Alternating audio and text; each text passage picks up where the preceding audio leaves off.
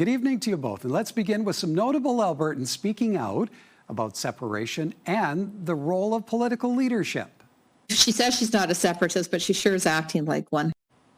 That opinion of the Premier from a Dragon's Den star who has also posted on Facebook, Bill 54 isn't just bad legislation, it's unholy Canadian.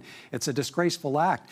The new bill lowers the threshold for signatures required to trigger a referendum on independence. She should be bringing people together and making life better for everyone, not picking fights or using people as pawns. While Arlene Dickinson is calling on civic and business leaders to speak out, a new Leger poll puts Alberta support for independence at 29%. Albertans are frustrated. They have made and continue to make an outsized contribution to federation to the rest of Canada. If it is that a referendum is destined to happen, a former deputy premier says the question should come from loyal Canadians instead of those advocating for independence. My approach is, you want to talk about separation? Bring it on. Let's have a referendum, but it will be framed on facts, not anger, and it will be a positive question. Thomas Lukaszik's Forever Canada group collecting signatures now to push their own referendum question. Ellen, what does it say about the state of debate over a referendum on separation when the likes of Arlene Dickinson and a former deputy premier are actively taking a stand? There are so many proud Canadians, you know, myself included. I lived in New York for 3 years in the past, and I've always been very proud Canadian. I also understand that many people are frustrated, as we've seen with the federal government and different policies like Bill C-69, carbon emission taxes, and et cetera. I really hope that we do not get to a point where where legislation is passed, because like I said, I think that there's so many other ways to go about working with the federal government and our premier, you know, communicating with Carney. I think that we have a new Minister of Energy who has been very promising with his appreciation for Alberta's economy. So focusing on those things, I think, is really important. But yes, I'm a very proud Canadian, and I think people are also feeling that way. Darren, the legislature may now be out, but a trio of by-elections will soon need to be triggered. What should Alberta politicians be bracing for as they embark on the traditional summer barbecue circuit? Well, it's kind of unfortunate that this topic is going to drown out so many other important topics that are going on in Alberta. But I expect Albertans who do come out on the so-called summer barbecue circuit to definitely be talking about separations. And I think that the politicians need to be prepared to answer questions on why the government sought to make it easier for referendum questions like this to take root and fostering the kind of dissent that it is now. For the NDP, they have to be talking about how Alberta is stronger as a part of Confederation. And for the UCP, it will be a lot of catering to their hardcore base, the ones who think that everything is broken and the only way to fix it is to leave. And what that does is that creates the common enemy that many people who may support the UCP are looking for, and that's the federal government. And Ellen, there's something of a race on now, it seems, for groups wanting to be the first to get that question that would appear on a referendum ballot. So if it is that a referendum on this is inevitable, and you were called on to write the question posed to Alberta voters, how would that question read? I think we need to look at, you know, Canada from this international perspective and with context. And I don't really know if I'm answering your question, but we need to be proud of who we are here. And for those who want to leave, I think that the choice is theirs. But there's far more to lose than to gain. I think that it's also, we're perceived as weak internationally when we have things like this going on. I just read an article in the New York Times, and, you know, Canada has so many amazing assets and value. And I feel like I just hope that we don't come to this. All right. Well, from a referendum on separation to signs that Calgary may be bouncing back from last year's low approval ratings. Results from the city's spring survey show an increase in positive sentiments. 52% of those polled say they trust the city of Calgary, up from 38% a year ago. Other questions about quality of life, optimism, and satisfaction all saw small percentage increases. The mayor says the feeder main crisis could have worsened public trust, but she feels it had the opposite effect. The water feeder main break was not something we anticipated. And had that not been managed properly, had we not been communicating well with Calgarians, and had we not invested more into our water and wastewater infrastructure, I can tell you that the trust levels would not be this high. The annual city survey was conducted by Ipsos Public Affairs between late February and March 24th, polled 2,500 Calgarians by phone. Now, Darren, having written about this in Livewire, what's standing out for you from the survey results, and how were those results being received? Well, I think, first of all, it's always wise to remind people that these are point-in-time surveys, and they're very susceptible to what's going on in the world around them, or even in the city itself. But what stands out to me is the big swing in trust. I mean, it jumped from all-time lows to up around 60%. And while I do agree that the city of Calgary has been more responsive to public feedback, and we've seen some big expenditures, for infrastructure and those sorts of things that are hot button issues for Calgarians right now, I also think, and Councillor Sonia Sharp brought this up, that there's a bit of civic, provincial, and national pride mixed in there in light of the Trump tariff situation, which were big news stories while the survey was in the field. I'm inclined to agree that that did play a significant part, and that's kind of how this is being received by people. Ellen, assuming that last year's survey was conducted before the feeder main situation, what's to be made then of the apparent rebound in optimism and trust in City Hall, and how accurate a reflection do you feel that is?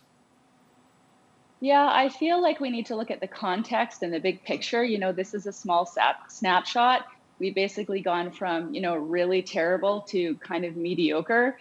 I looked at some survey results from 3.5, 4 years ago, and the city was far more excited and positive about what's happening down at City Hall and Council back then. So the trends overall for the last 3.5 years are very low.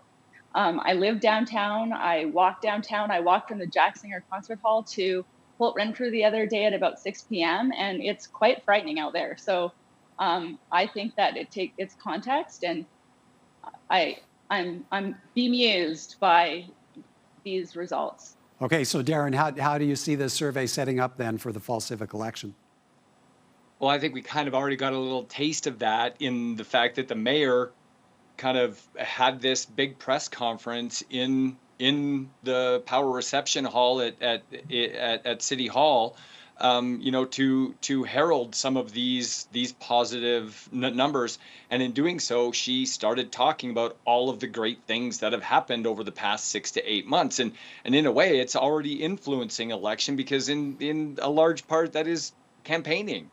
But if you break it down into what's coming up next, it really depends on the message that each candidate wants to deliver to their prospective voters. If you want to talk about value for tax dollars, you bring up the fewer than 50% who believe that Calgary gets good value. If you want to look at how the city's moving forward and the quality of life improvements and the trust, then like most surveys, you use the data that works for you, and that's the recent numbers that were put out.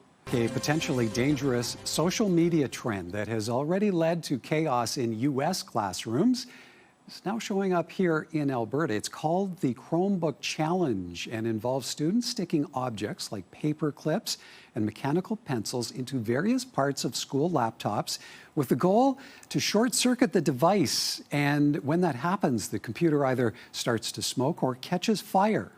It's actually quite disappointing that people are doing this. I mean, this is so incredibly dangerous. It's not just destroying property, it's putting people at risk. And then there is the element of students sharing footage of the so-called challenge online, all for likes. When we think about social media and our young, impressionable minds, we think about a currency of attention and validation. That's really where this begins as well as ends. Cases have already been confirmed in the Edmonton Public and Catholic school divisions and at a Catholic high school in Calgary. Okay, Ellen, as a parent, what strikes you about why teens would be tempted to engage in such a risky trend, not to mention risking the consequences? Well, they're just, their brains aren't fully developed, as we all know. And I think it's showing off, it's following the crowd, it's peer pressure, it's all of these things. And it's a time for parents to just really show up for their kids and understand if they're even on social media. So many people I know don't know that their children have these social media accounts.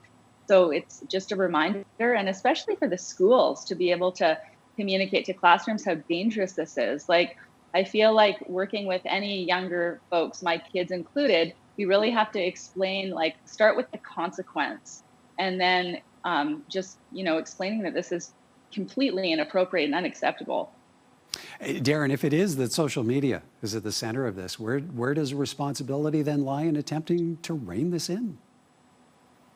Well, the easy blame goes to social media companies, but I don't think that's the case. And, I'm going to build on what Ellen talked about here.